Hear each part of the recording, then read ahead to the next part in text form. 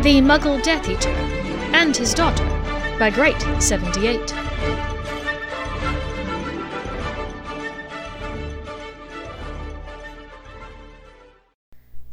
Chapter 16. Inductions and Inebriants. Lobo took Richard by the arm and spun on the spot. Instantaneously he felt the difference in location. Where before they'd been inside a warm, dark church with smooth marble floors, now they stood in the stark daylight, at the top of the steps, into a townhouse cellar on a run-down residential street. A slight cool breeze whipped up their hair, and Richard stumbled a bit, as they landed precariously on the narrow staircase. "What the hell is it with you people? Thinking you can just grab someone and disappear with them like that?" Richard grumbled, stumbling up the stairs and leaning over the little fence that bordered the pavement, trying not to dry heave. He thought he'd gotten over that feeling of being sick at this disappearing and reappearing thing. But the sudden surprise of this one threw the bacon sandwich that he'd had for breakfast for a loop. "And if that," he gestured to Lobo's wand, "isn't a weapon, I don't know what it is." "Apologies, I only meant that I wasn't going to use it to hurt you," Lobo said mildly. Richard's stomach begged to differ. They were standing on a residential street that looked rather shabby, as though it had seen better times. A skip overflowed in a nearby alley, and a stray dog sniffed hopefully at the bags that had fallen out. A car full of teenagers roared by, cigarette smoke emanating from it. There was the sound of raucous laughter, followed by a full beer can being lobbed at the skip. The can hit the side of the skip, bounced off, and began expelling its contents on the ground. The dog began to drink. "Not your first time apparating, I take it?" Lobo asked, quirking one eyebrow. "No, and I'm enjoying it less and less each time." Rather than responding, Lobo reached into a pocket and withdrew a slip of paper. "Read this." Richard gave him a hard look and snatched the paper from his grasp. "The Order of the Phoenix can be found at 12 Grimmauld Place, London." "Okay," Richard challenged Lobo. "What does this—" But there was a sudden noise, like grinding of brick on brick, and from the corner of his eye Richard saw a stoop where there had not been one before. It emerged from between two townhouses like an inflating balloon. It pushed its way into existence before their very eyes, much like the entrance to the leaky cauldron had done years before. Richard fought to process it. "Come in!" Lobo gestured to him in an after-you manner. The stray dog trotted up to them, following Lobo as though it belonged to him. Richard decided against saying anything. It was the least weird thing in the entire situation. The door opened easily when Lobo tapped it with the wand, and the three of them, 2 men and 1 dog, entered. "How many times do I need to tell you not to drink beer from the ground?" Lupin mildly admonished the scruffy black dog next to him. The dog shook its head and smiled as though laughing, then began to transform back into his human self. From the corner of his eye Lupin watched with amusement as Danger Mouse staggered backwards, shocked at the sight. He had known Mouse for a long time, and he knew it took a lot to shock the man. Well, the sight of a dog transforming into a man would do that, he supposed. "Who wastes a perfectly good Bishop's Finger ale? Bunch of assholes!" Sirius turned to the newcomer. "Who's this?" "Exactly the question I was going to ask." Remus turned to the man he'd called Mouse for the better part of 8 years, since he'd joined MI6 and had been assigned to the Elder Agent's team. He stuck out a hand to shake. "Mouse, we've known each other for years, so let me be the first to introduce myself. I'm Remus Lupin, wizard." To his credit, Mouse merely took a deep breath before replying. "Good to make your acquaintance, after knowing you all this time. Richard Granger, father of a witch."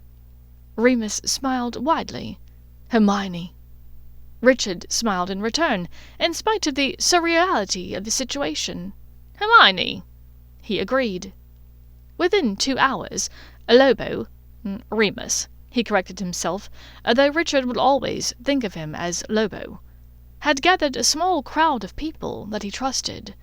The woman that he'd known as Wicks, whose real name was Toggs, was there, along with a tall black man she called Kingsley, and a crazy-eyed gentleman they called, appropriately, Mad-Eye.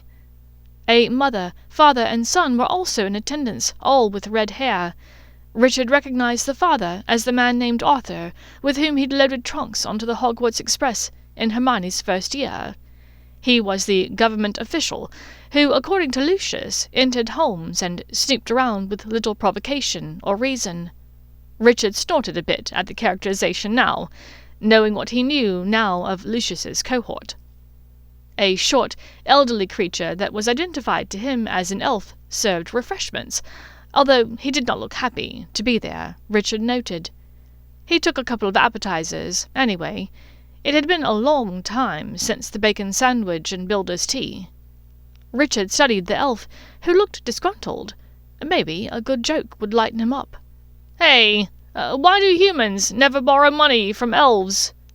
"Elves do not have money," the elf said in a sorrowful voice. "Right, they're always a little short." Richard smiled at the elf, but the elf merely stared at him for a moment before walking away. At the last minute, 2 more joined their small group.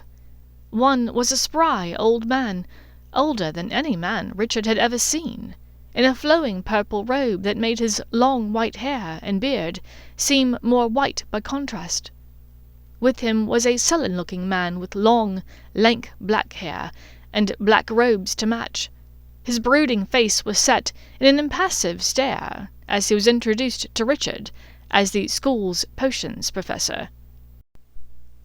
"Ah, so this is the man responsible for creating Hermione Granger," the sallow-faced man said through tight lips. "Well, I don't mean to brag, but I played a part," Richard said, smiling. "She's my little crab cake, and I'm her walking joke book." The man in black simply stared at Richard, whilst Sirius looked on, smirking. Finally he said, "I don't understand. A walking joke book?" Yeah. How do you know a joke is a dad joke?" "I'm afraid I haven't a clue." "That's because the punchline is apparent." There was no response. Apparent?" The man called Sirius, who was standing behind Severus Snape, began shaking in silent laughter. "And she has earned the unfortunate moniker of crab cake in your home?" Professor Snape raised an eyebrow imperiously. "Yes, she was always holed up in her room, reading, my little Hermione hermit crab. She would devour books as a child, you know. In fact, once I gave her a book about glue. She couldn't put it down." The professor's face was granite. Sirius had silent tears streaming down his face. Richard thought he would try one more time. Maybe this man preferred jokes about his teaching subject. "So, you're the potions professor, huh? That's got to be brutal." Snape eyed him for a moment. Then he responded in a slow cadence. "You have no idea." "Hey, how does the potions master take care of his wife?" Snape's beady eyes met his. "Elixir." "Damn, you've heard that one." The white-bearded man behind Snape stepped up to shake Richard's hand, his eyes sparkling gleefully. "Ah, I hear you telling Severus's favourite joke. I'm Albus Dumbledore, headmaster at Hogwarts, pleased to make your acquaintance. Hermione Granger is a lovely young woman, a testament to your upbringing." All joking aside, Richard beamed. "Thank you," he said.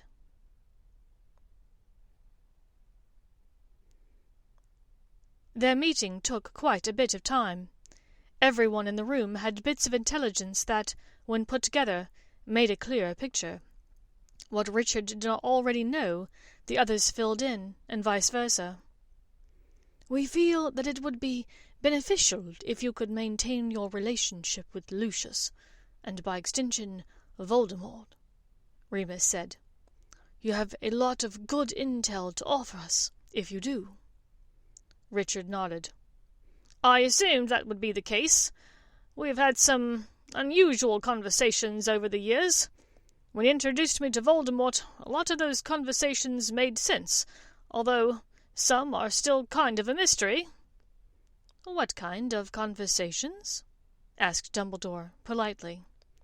Richard told them about the talk in Lucius's study, about Hermione's adoption. "Would you mind if we looked at it, the memory?" Remus asked. "We have a way that we can extract the memory from your mind and view it. It won't harm you or the memory." And so they did.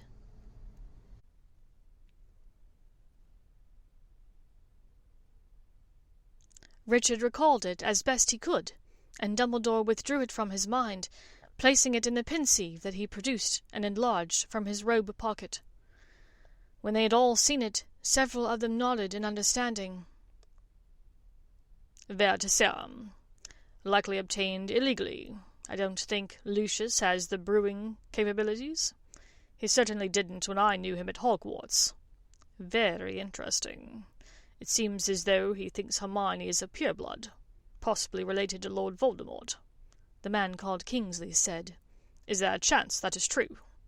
"I don't think so," Richard said. "I met both of the biological parents, and I can provide you their names." Wicks, Tonks, wrote the names on a piece of paper to check against wizarding records. "It may be best if Lucius continues to believe his own fabrication. It may be the only thing keeping your family safe.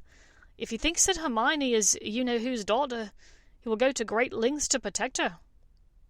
"Unless, or until, he perceives her to be a threat to him or his family," said Lupin, gravely, remembering his conversation with Lucius years before. "And then I fear she is in the utmost danger." "Then we'll need to play our part well," Richard said, firmly. "But I need one last piece of information from you all. Who or what is a Morphin?" "Isn't that the teenagers on the telly, with the jumpsuits and the masks?" asked Snape, as Tonks's hair turned Power Ranger pink. "It's not," confirmed Richard. Dumbledore cleared his throat and began to explain exactly who Morphin was, and how he was related to Voldemort. When he was done, Richard was assured of one thing. Hermione could not know about this dire situation. She was too open, too good-hearted, to lie to her friends about something of this magnitude. Besides, Hermione was too busy lying about other stuff. First and foremost was Dumbledore's army. After her discussion with Draco, she decided that she would, after all, take the power back from Umbridge. To that end, she suggested the idea of learning defense on their own to a handful of Gryffindors, who got it off the ground quickly. Within a week there were several students from multiple houses meeting regularly. Hermione had somehow convinced Harry Potter to act as teacher, and he was taking to it surprisingly well. Whereas in class they had only vaguely learned the theories behind most of these concepts, now they were learning real-life applications. The other bit of lying had been going on for a while.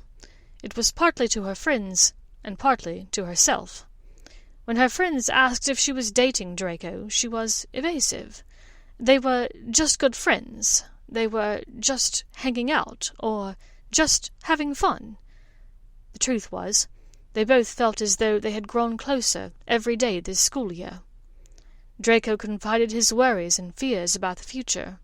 Hermione listened and told him her own. They learned about each other's childhoods and each other's dreams. They shared jokes and snacks and homework. Hermione was lying to herself if she thought they were just good friends who were hanging out. She was falling for Draco Malfoy, and she had read enough about pure-blood marriage culture to know that a Muggle-born had no place in the heart, or in the future, of a scion of a family belonging to the Sacred 28. Draco also had his fair share of untruths to juggle. Professor Umbridge had taken it upon herself to form her own tiny fiefdom, complete with its own branch of law enforcement. However, In her stupidity and desire to impress the most elite members of pure-blood society, she had chosen Draco to lead this inquisitorial squad.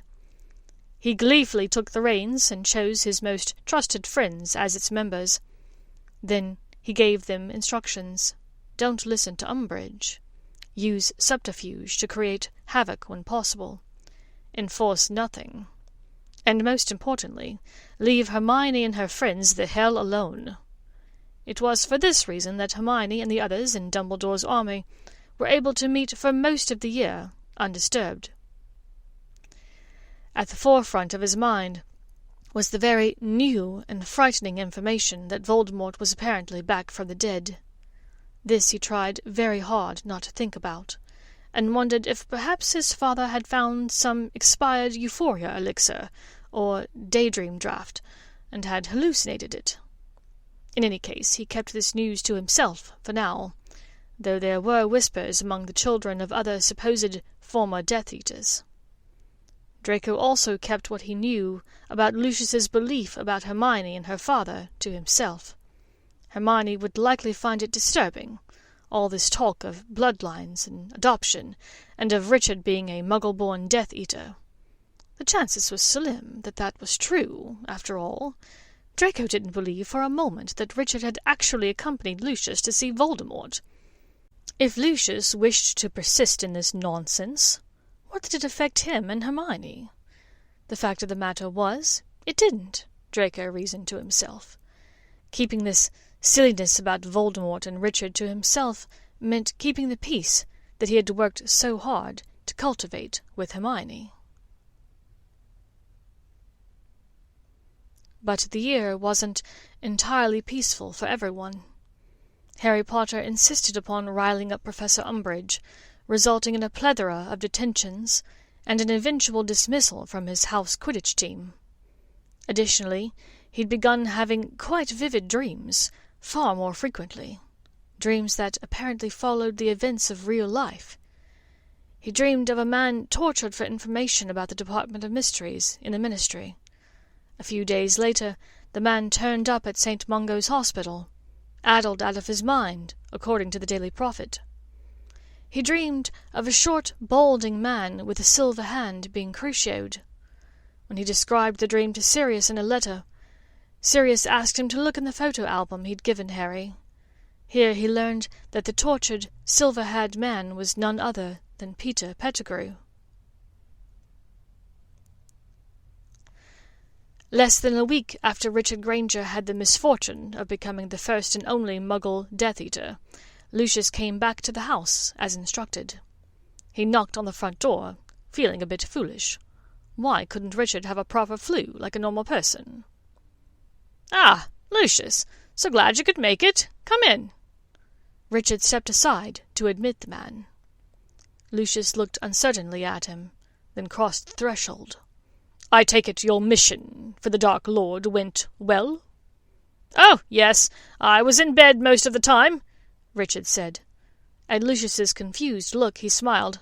"Sorry, that's a bit of old secret agent humor. I meant I was undercover." "Ah," said Lucius, who smiled slightly, pretending that that cleared everything up. Inwardly, Richard rolled his eyes. It was true. He had been undercover, just not in the way Lucius assumed. They moved into the living room, and Richard gestured towards the sofa for Lucius to sit. "Lucius, as you know, my dark mark is slightly different from yours," he began. The wizard nodded. "It's how I was able to identify you as one of us, but also how I could tell that you were special, elite. No one else has 2 snakes." "Yes, you were right," Richard nodded gravely. "However, it means that whenever he summons his flock using the typical dark mark, I don't always get the message, you might say. To that end, I would like for you to get in touch with me each time you're summoned, and plan to stop by and get me, since of course I can't apparate. That way I don't miss a meeting." Richard withdrew the small mobile phone from his pocket. "When your mark lets you know you're summoned, simply Press the numeral 1 on this device, and then the green button. I will answer when the device goes quiet. You'll talk to me, and I can talk back to you." "What kind of sorcery is this?" Lucius asked in amazement, as he watched the tiny greenish-yellow screen blink to life. "It's from one of the greatest wizards in the modern world, Motorola." "Ah, yes." Lucius nodded knowingly. "I believe that was Morgana's sister. Is that right?" Sometimes Richard could have sworn this man was joking, but then he saw the earnest expression on Lucius's face. He sighed and nodded. "It might be." Lucius took the burner mobile and placed it carefully in his pocket, as though it were a lit candle. "Right. Bring that thing with you each time so we can charge it while stowaway. Next thing I need you to do is this. I need you to relay to me any plans you might know that the Dark Lord is making." Lucius frowned. "But isn't he telling you these plans as well?" Richard sighed exaggeratedly, as though explaining things to a very small, very stupid child. "Yes, but I need to make sure that his plans are heard and understood clearly. If you are able to articulate them to me, it means that he has communicated them effectively to our followers. Do you see?" Richard smiled kindly, as though Lucius were a simpleton. "Of course," said Lucius, rather chagrined. He understood. It made perfect sense. He shouldn't have asked. He wouldn't make the same mistake again. "Perfect. Where are my manners? Did you want a drink? I've got a Newcastle, Smithwick's." Yes, the first one. Newcastle, did you say? Coming right up." Richard hurried to the refrigerator in the kitchen and poured a couple of Newcastles. He removed a small vial from his pocket. Over one of the drinks he used a dropper to meticulously place 3 drops of the clear, tasteless liquid against the side of the beer, so as not to disturb the foam. Turnabout was fair play. Chapter 17. Truth, Trust, and 2 all-beef patties. Early to mid-October, 1995. "So, Lucius, I know you enjoy Quidditch, but do you care for football?" "Yes. I flew over a game years ago on my broom. I think having 1 net to defend seems far better than 3 hoops. And it was easier to follow since there was only 1 ball," Lucius said, almost surprising himself as he spoke. He'd have ordinarily never articulated these thoughts about the superiority of Muggle football aloud, but something about being in this space with this man and their new-found camaraderie made him want to open up more, somehow. And Muggle beer was surprisingly delicious. Richard spoke again, after a few moments of companionable silence, as they drank. "So, it was kind of out of nowhere, didn't you think? Voldemort just reappearing like that? Did you expect it?" "I worried that it would happen when my mark started changing a while back. I asked you if yours was changing as well, and you said yes. That confirmed who you were, for me." Richard remembered the note from Lucius that seemed rather odd but innocuous at the time. "Yes, you were right. Well, when I got my mark back in the 70s, Voldemort was at the height of his power. It was strange, don't you think, that a baby was able to defeat him back then?" "Yes, it was very odd. Harry Potter is clearly quite powerful. It's why I thought perhaps Hermione had gotten herself placed in Gryffindor, to try to kill him years ago, before he learned more at the knee of Albus Dumbledore." "Right," Richard said, nodding sagely. "No, she hasn't been able to manage that, what with the protections in place on Potter." "Yes. Perhaps there is still time as your daughter grows stronger. It is part of her birthright, after all." Lucius sucked in a breath at these words. He hadn't meant to bring up the girl's adoption, but Richard seemed open to discussing it. "Do you think so?" Richard tilted his head encouragingly. Lucius relaxed and took another sip of the delicious drink. "Yes. Narcissa thinks I've lost my mind, and Draco seems to just appease me. I don't think he believes me either. But I know the truth about Hermione, just like I've known the truth about who you were since the day we met." "What truth do you know, Lucius?" "Hermione is the child of the Dark Lord, and one of his most faithful servants. She's destined for greatness, I'm sure of it. One day she will marry my son, and together they'll rule the wizarding world." Richard looked slightly agitated at this pronouncement, but after a second Lucius saw that he was mistaken. The other man's look was curious, warm, intrigued. "Do you think that Voldemort will allow them to do so? Rule together, I mean. Doesn't he want to rule the wizarding world himself?" "Yes, but he's weaker now. He seems less capable than he used to." Lucius's eyes widened. Why had he said this?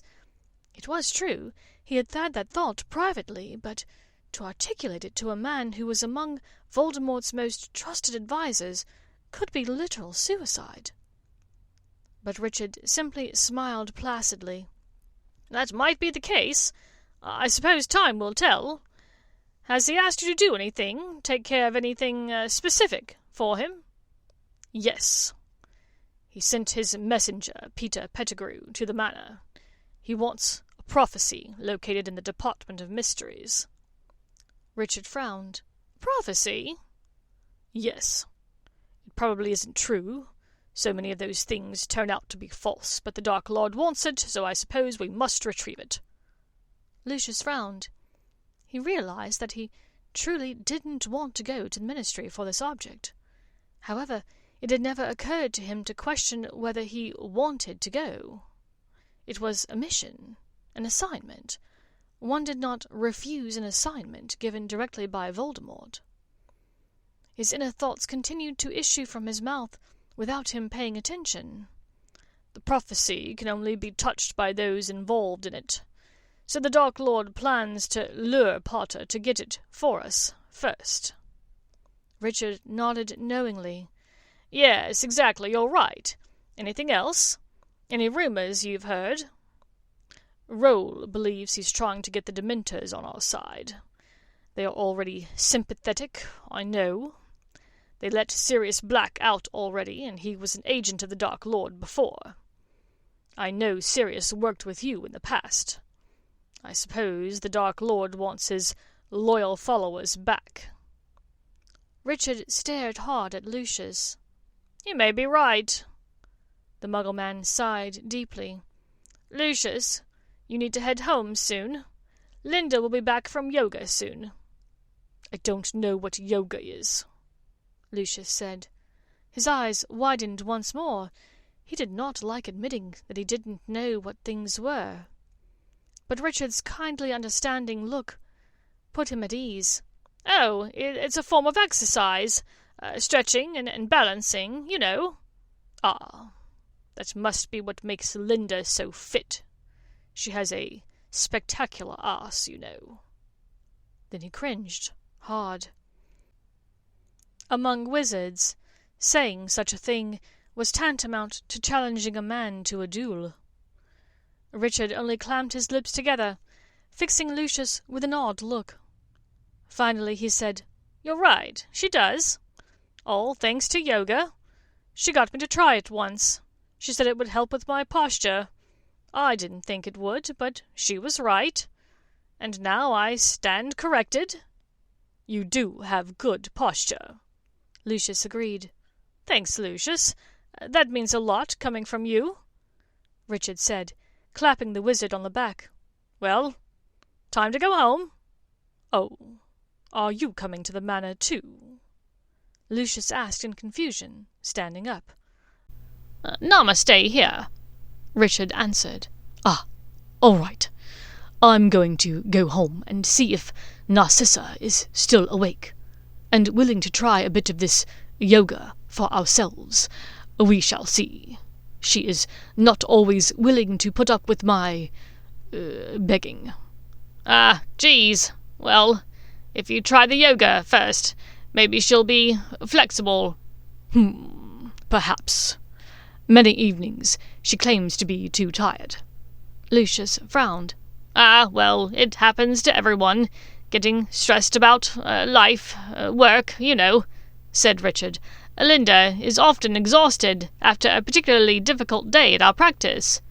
"Yes, your cover story as a tooth healer."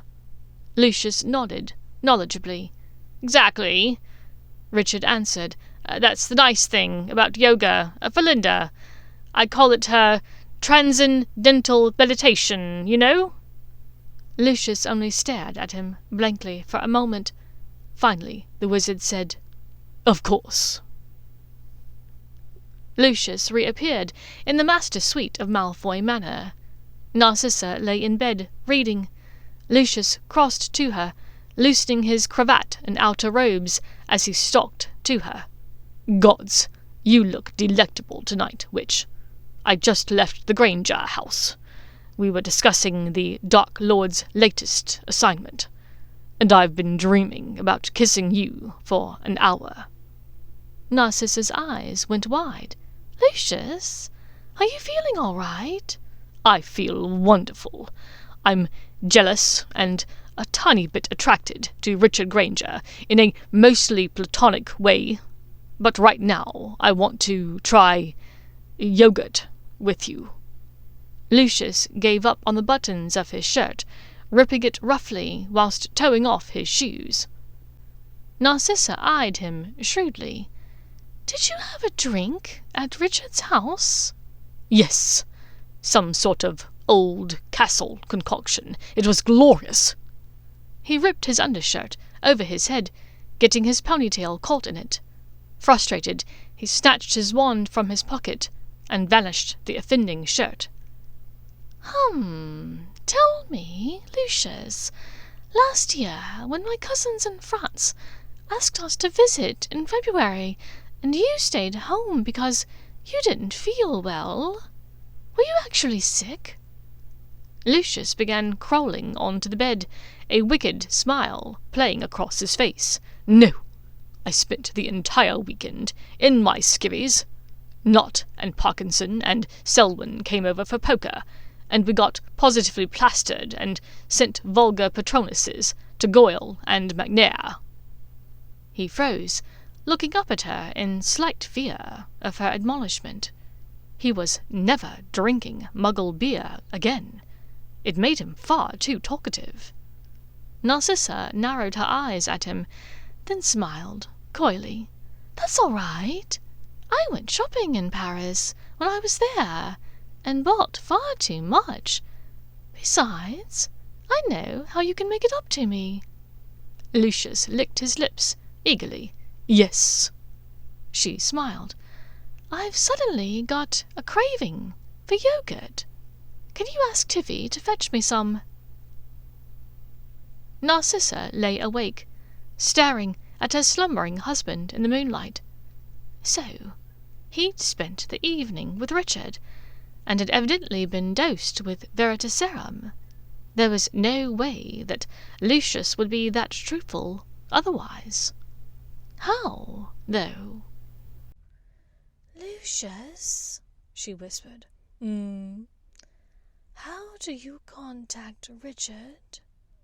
"Pocket. Press number 1.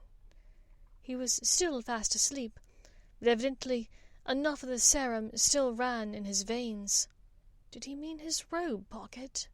Narcissa crossed the room and picked up his robe, finding in the pocket the Muggle device that looked similar to one Linda had used a time or two in front of her. It had a series of buttons, including a numeral 1. "Good boy," she purred. He smiled and rolled onto his stomach, snuggling further into the pillows without waking. "I'm a good boy," he murmured. Narcissa crept from the room. The buzzing from his nightstand roused him almost at once. Thankfully, Linda was an incredibly deep sleeper. It was the phone for Lucius, he could tell. His normal mobile was charging in the kitchen. He fished the phone from inside the box of tissues on his nightstand and pressed the button. "Lucius?" "It's Narcissa. Can we meet tomorrow?"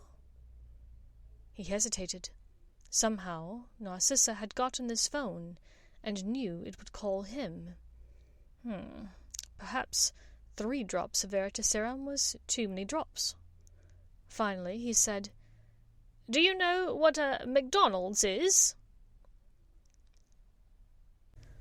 Narcissa Malfoy looked as out of place sitting in the moulded plastic booth as a Fabergé egg in a smelly chicken coop.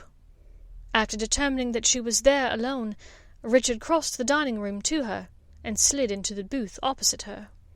"Hiya, Narcissa. You wish to see me?" he asked, in a cautious but friendly manner. She smiled up at him.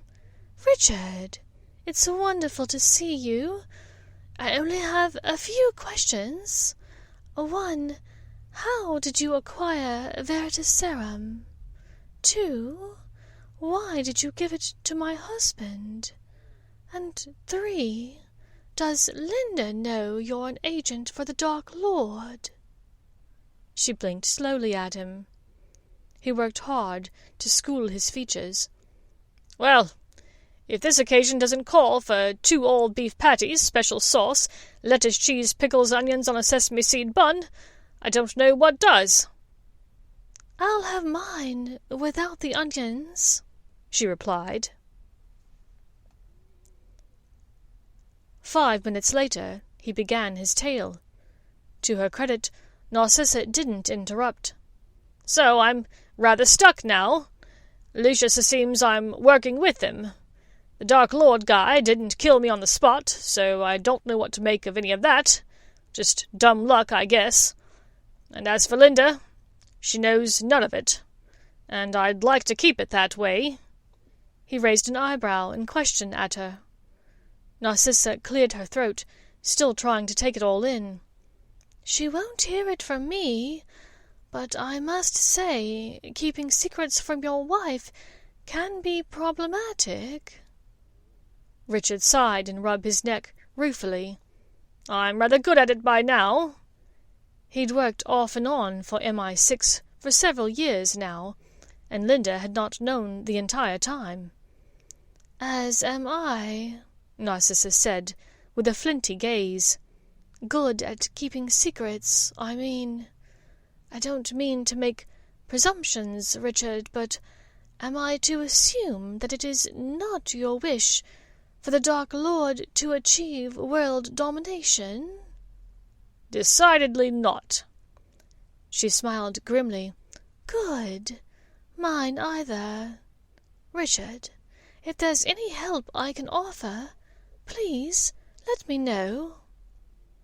He took a deep breath, unsure if this development could be trusted. Narcissa had been a kind friend to Linda, it was true. She didn't seem the type to be taken in by the pure-blood ideals that Voldemort apparently espoused. Still, first and foremost, she was a witch married to Lucius Malfoy. "I can tell you're a bit hesitant to trust me. Let me ask you, what lengths would you go to protect your daughter? To keep Hermione safe?" Narcissa asked. Richard hardly had to think for a moment. "I would go to the ends of the earth and back."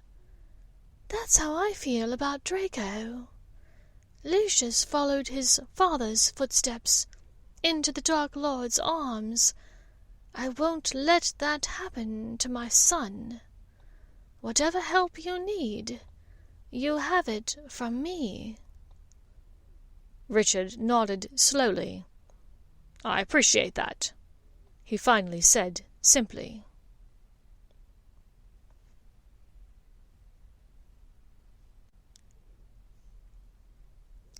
Linda hurried back up Pembroke Avenue, on her way back to the office. She had a little girl coming in for 2 fillings immediately after lunch, and Linda recalled the child as being a nervous sort. The poor thing was likely working herself into a tizzy in the waiting room right now. As she dashed along, her raincoat hood pulled up around her face to keep the light drizzle at bay, she glanced into the large picture window of the burger place to her right. A double take revealed the unmistakable regal blonde hair of Narcissa Malfoy, seated imperiously in the booth of the restaurant, resplendent as always in her coral-coloured dress robes. Linda's eyes widened and her steps ground to a halt. A man carrying an umbrella nearly walked into her, but she hardly noticed. Of all the people she never thought she'd see having a Big Mac attack, Narcissa was at the top of the list. An arm reached across the table opposite Narcissa just then, the person's identity obscured by the wall that ran alongside the window. The person's hand dipped a few chips into a glob of ketchup. But it wasn't the hand she focused on. It was the familiar double snake tattoo, the caduceus that ran up the person's forearm. Linda drew in a sharp breath. Why was her husband meeting another woman, her friend, in the middle of the day without telling her? Linda's blood chilled. She trusted them both, of course. Narcissa loved Lucius, and Richard loved Linda, she knew. But what could be going on? Breathing fast, Linda resolved to maintain her trust in them, but perhaps be more aware of their interactions in future.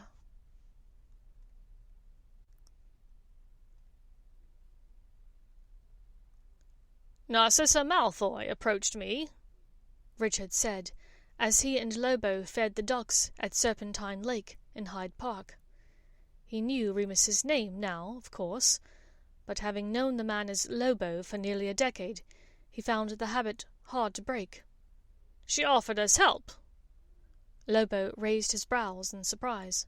Did she? Apparently, she's not a fan of the Dark Lord.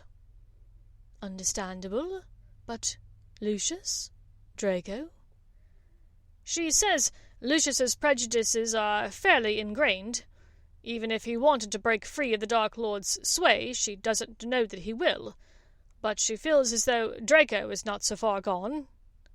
I felt the same, having taught the boy. Lobo agreed. Lucius says they've been tasked with obtaining a prophecy from the Department of Mysteries. It wasn't especially clear to me what he meant, but I suppose that means something to you? Lobo nodded. It does. I'll let the others know to be alert to the possibility of a break-in or trap. Lucius also said something about dementoid whatsits, that he was trying to get them on his side. Lobo smiled fondly, aware of his old friend's inability to recall names well. Dementors, they guard the wizard prison. Sounds as though he's planning a mass breakout. And indeed, he was. He was planning a lot of things, actually. Azkaban, Hogwarts, the Ministry. But first things first. He needed his strength back, and he needed to get his best deputies into place. And if that included his cousin, Morphin's son, so be it. Soon, in a matter of months, it would be time to let the wizarding world in on his secret. He was back, and he was planning to take on the world. Chapter 18. Feasts and Followers. A day in late January, 1996. Lucius paced the now familiar and well-worn path in front of the fireplace in the largest dining room of Malfoy Manor. He had just come from the Manor foyer, and had had the misfortune of watching the start of his next nightmare come to life. Eustace had answered the call at the front gate just after dawn, and had let them in. There were 10 in all, and she had made the decision to bring them to his home, seeking shelter. They had eaten first, his elves bringing out platter after platter of succulent breakfast foods, much to the delight of the newly escaped Azkaban prisoners, who had subsisted on stale bread and putrid water for many years. The noises they made were indecent, and Lucius was uncertain if he would ever eat sausage links again, after seeing the way they had been mauled by their guests. Several of them had fallen asleep at the table when they were done, evidently exhausted by their long stretch of time in prison, followed by their arduous escape. "Show me to my room, Lucy," the wild-eyed, raven-haired witch had said, smiling wickedly at him. It set his teeth on edge. But he complied. Bellatrix was not a witch to be trifled with. Once he'd sent Bellatrix off to a distant guest wing, Lucius and Eustace worked to chivvy all of the other guests from the manor. It had taken the better part of 2 days to locate house-elves from each of their homes to come and collect them. In some cases, the elves had been quite lunatic. Left alone in great big manor houses with no master and no company for 15 years, tended to increase the probability of madness among elves quite a bit. Still, Lucius, Narcissa, and the Malfoy elves were left to entertain Bellatrix, Rodolphus, and his brother Rabistan. The winter, with the 5 of them there, was nearly unbearable. Rabistan and Rodolphus somehow baited the Malfoy white peacocks into cockfighting in the garden. They left the doors to the outdoors open at all hours, resulting in a chill throughout the manor, and they demanded food round the clock, running the poor house-elves ragged. Bellatrix threatened a different house-elf with bodily harm daily, resulting in Narcissa having to remind her that they did not belong to Bellatrix. She was also found sneaking into various wings and areas in the manor that were typically off-limits for house guests. Why did it matter that Lucius still had every toy stuffed animal he'd ever been given? Yes, they were held under a stasis charm in the 3rd nursery in the East Wing, but what of it? It was bothering no one, he reasoned. Add to this the superiority of Peter Pettigrew, who occasionally brought Lucius word of Lord Voldemort's improvement, as though bestowing a gift upon them, and Lucius was tired of all these people disturbing his peace. After 3 months of miserable meals together, Lucius could take it no longer. "Surely you wish to go to your own manor, Bellatrix, Maison Lestrange. You and Rodolphus and his brother surely must want your own space?" Lucius asked at lunch, one day in mid-April. The 2 men in question were rapidly picking their teeth for the last morsels of venison held within. Lucius made a Herculean effort not to sneer in disgust. "Dolph is welcome to go back home to his house and take his brother too," Bellatrix replied acidly. "I, however, have business to attend to." Rodolphus looked across the table in hurt surprise at Bellatrix's easy dismissal. "Really? What is that?" Lucius drawled. "I've needed these months to restore my health and beauty." The house-elf, Tiffy, snorted indelicately as she vanished the lunch plates, then popped away before she could be punished. "And now I must seek out my master. My lord awaits me." "Indeed? How lovely for you," Lucius said acerbically. "But are you certain you haven't been replaced, Bellatrix? It seems to me the Dark Lord has gotten rather cozy with others in his fold as of late." Bellatrix eyed him beadily. "You lie!" she cried haughtily. "Don't be so certain," Lucius said, enjoying the bit of power and knowledge that he had over her. He had played second lute to Bellatrix for the entirety of the First Wizarding War, simply by virtue of not being willing to trade whatever it was she offered him for power. It seems he's sending someone new out on secret missions. "Who is it?" Who dare try to come between me and my lord?" Lucius gave a humourless smirk. "Well, none other than the secret agent who is raising his child, of course." The shock on Bellatrix's face was worth every bit of power Lucius gave up in sharing that prized scrap of information. His child?" she stuttered out. "Oh, yes." Lucius smirked at the look of surprise and fear on Bellatrix's face. Did she really think that no one would find out? "Oh, perhaps that was supposed to stay a secret. Should I have not said anything?" Lucius smiled nastily. Of course he knew that Bellatrix already knew. The last time he had checked, it was rather difficult for a witch to give birth without realizing it. But perhaps she hadn't realized the secret was out. Perhaps she didn't want everyone else, especially her husband, to know. Bellatrix's dark eyes shuttered immediately. "Of course I knew, idiot! The Dark Lord and I share everything!" Though apparently the fact that he had sired a brat outside of their relationship was something he had failed to disclose, Bellatrix thought. Inside, she was racking with pain, seething anger, and rage. On the outside, she forced herself to keep calm. Her lord would explain all of this. Bellatrix stormed out of the dining room, leaving Lucius with the useless dolt Rodolphus and his weird brother.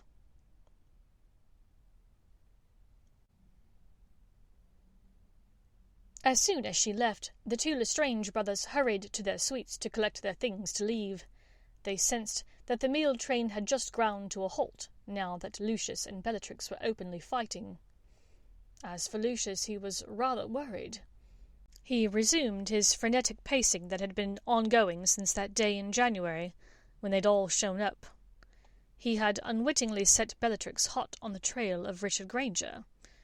Given a choice between following Bellatrix into battle and following Richard, Lucius would choose Richard, hands down, every time.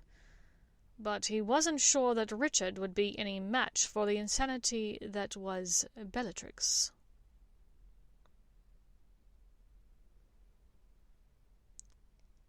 His body still lacked strength. He was generally able to stand alone for short periods of time. Walking was strenuous, but manageable, so long as he needed to go no more than 20 feet or so at once. He was sleeping upwards of 15 hours a day. His food intake was meagre, and he still relied heavily on venom from Nagini. He needed his strength back. So far he was barely able to lift the wand of yew and phoenix feather. To that end, he kept his magnificent red, yellow, and white wand from the noble and ancient Scottish house of MacDonald. He spent an hour or so each day, using it to practice wand movements with the precision of an orchestral conductor. It was during such a practice period that Bellatrix arrived, storming through the kitchen door of the Riddle house and railing at the nearest Death Eater to help her find their master. And find him she did. "Master! My lord! I've returned to you. I beg you, allow me to be your most loyal servant once more." She dropped to his knees, caressing the Dark Lord's feet under his 2 short robes. "Bellatrix, you have answered my call, at last." "I have, lord, and now you have no need for other, less faithful servants. I can be enough for you. There's no reason for you to carry on with this new-found agent." "No!" Voldemort's eyes grew wide, turning their red gaze on Bellatrix. "No, this relationship is vital. I must keep them close." She did not understand, he knew. If Voldemort did not allow Morphin's son to take his rightful place alongside him, everything could be ruined before he could gather enough physical strength and take the reins of power. Morfan's son Richard could seek vengeance for his father's imprisonment and eventual death. He could go to the Ministry or to Dumbledore and turn over his own memory of Morfan's account of what had happened that fateful day so many years ago, on these very grounds. If the Ministry or Dumbledore knew of his own connection with the Gaunt family, his true secrets, the objects of his immortality, could be discovered and destroyed. No, the only solution was to give Richard what he wanted, a seat at the table at the right hand of the Dark Lord. "Perhaps there is another way," Bellatrix said coquettishly. "Perhaps we could make another." She ran her hands up his leg sensually. He was skin and bones, she could feel through the thin fabric. As she reached his lap, her hands found and closed around something odd. It was lightweight, hollow, soft, yet rigid. Red, white, yellow. It seemed vaguely familiar, yet also foreign. "What is this?" "Do not touch it!" He snatched it back hurriedly. "Do not sully it with your filthy hands!" Bellatrix's brows drew together. She recognized it now, not specifically where it came from, but for what it was. An ordinary drinking straw. And yet it seemed to have unparalleled significance to the Dark Lord. She drew her hand back. "My lord, my deepest apologies." If he wanted a straw, let him have a straw. Bellatrix's own father had carried around a shriveled monkey paw for years in his pocket. Who was she to judge? But if he expected to keep this new agent and this bastard child, to teach him or her everything he knew, to allow this usurper, this interloper, to take her place, she would not stand for that. She tried again. "As I was saying, my lord, we could try again. The past is rather imperfect. We could look to the future together." If the Dark Lord had wanted a child so badly, why had he not used her as the vessel to bring one forth? Why had he sought out solace in the arms of another? Why couldn't they have their own child together? And if this child thought they could take the place of Bellatrix Lestrange in the Dark Lord's army, well, that would happen over her dead body, Bellatrix thought.